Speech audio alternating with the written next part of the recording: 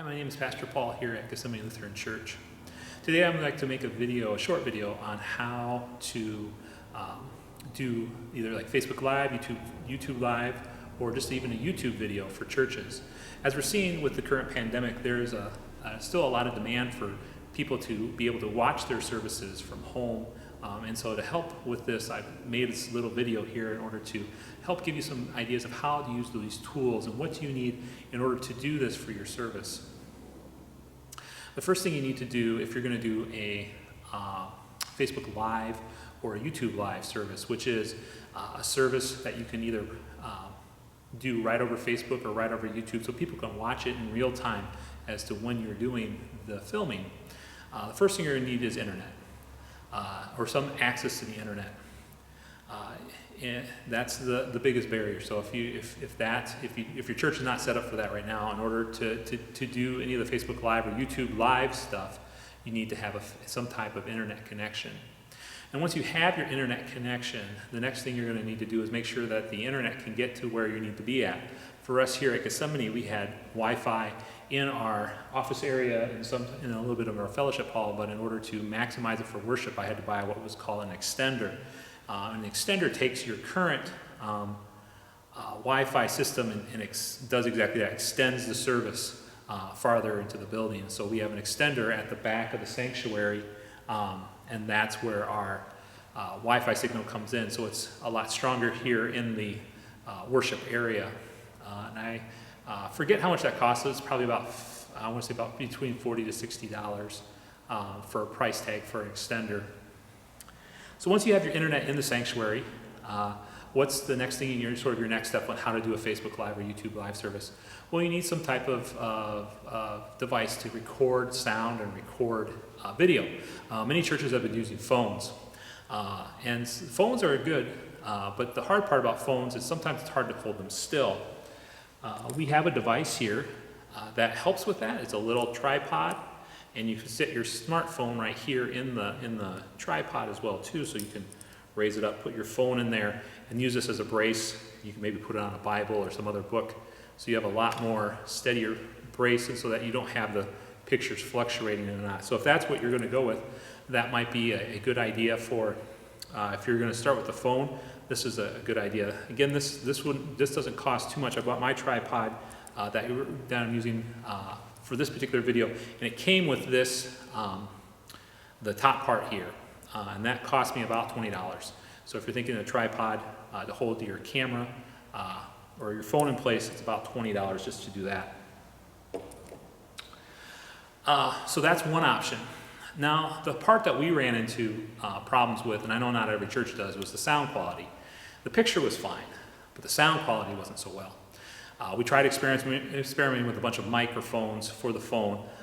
One thing that I think one of our sister churches is using is what they do is before they record the service on Facebook Live or YouTube Live, they have the volume of the phone turned up as loud as it can be, so that it can take in all the sounds that they have. It appears that when you're using Facebook Live and YouTube Live, that once you start your recording, that you can't change the settings of your phone. So if you need to increase the sound and stuff, you can't do that readily without stopping the stream and going back on. So, but we decided to go in a different option because we used the phone for a little while, but again, we were having problems with hearing stuff. We bought some microphones for the phone, and that just didn't work out as well. So we went to a different system. The system is, we went to a webcam, and this is what we use to take our picture on. And the webcam is hooked up to a MacBook Pro. You can use any computer. You don't have to use a Mac. A PC could work as well too. And that computer is on Wi-Fi, and it picks up the Wi-Fi signal. And the picture we get is through the webcam. And the webcam costs us about $200. And I just got it at Best Buy. The webcam gives us a 1080p picture, so a pretty good picture resolution. But we don't use that for sound, and I'm going to turn the camera over this way here, and we can take a look at what we use for sound here. So what we use for sound is this. It's a Blue Yeti microphone.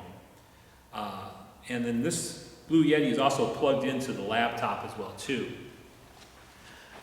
The microphone, we found since we went to this setup, the microphone has been a lot better. Our noise, or I should say our sound quality has been very much improved over just stream. The microphone costs about $125. I found that again on Amazon. It's a really good microphone. I've used it in the past for podcasts and stuff like that. So it's really good with stuff like that. So that's sort of our setup here. And so this is a good way. I found this particular setup works well for streaming, and it seems we get good picture quality with the 1080p camera. And some web cameras you can do is 4K. The video that you're watching right now, I'm shooting off for a 4K video camera, which was about $800. Do you need this type of quality? No. The 1080p is more than sufficient.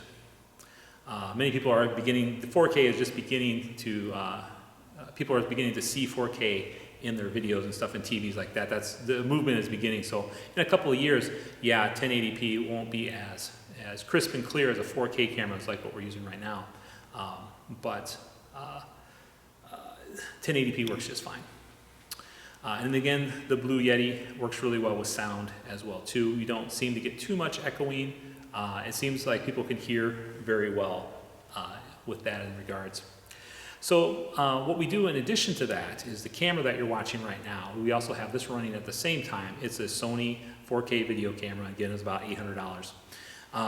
And we use that to create the YouTube video afterwards. So the way that we get that our service is out is we have an in-person service that has about 20 to 30 people, and we're all social distance within the congregation. And then the other way people can experience it is through either Facebook Live, which is at our regular time, and we tape at the same time that we have folks in the sanctuary. We have the video camera going, so later on I can take the image quality. I like the 4K better, and so I take the image quality off that and put that on YouTube. I edit it down. It takes about, based on our internet speed in order to upload it to YouTube, it takes, between editing and uploading, it takes between 2 and 2.5 hours to do. And I don't do tons of edit. Most of that time is spent with it just being uploaded to YouTube. And then with us, we also have the TV station also carries this as well too, so we take them a flash drive and have a copy of the service for them to put on the television as well. But we give people a lot of different options. So if you're looking to explore options, this is one way to help with your ministry right now, to do either Facebook Live or YouTube Live or just YouTube. You know, just like I said, you can do the same function with the Yeti and with the webcam just to create YouTube videos. So that's another thing you can do. And it's fairly inexpensive. Most people have in the congregation or in the office, you might have a laptop that will probably you'll be able to use this with on anything. So you're probably looking for less than an investment of, less than $1,000. You should be able to do Facebook Live, YouTube Live, and then YouTube. It also depends on, like I said, if you have internet coming in. If you don't have internet, this might be the best solution, is to just shoot a YouTube video and then have a parishioner take it home and upload it to their internet, or if someone else within the church can do that as well too. Well, if you have any questions, feel free to put them in the comments below or just let me know. I hope this video was sort of informative for you, so if you have any questions about how to do a service using some of the resources you can use to do a YouTube service, YouTube service live or a Facebook Live service, please let me know. Like I said, yeah, I hope this was beneficial. And if you have any other questions, again, just let me know. Take care. God bless.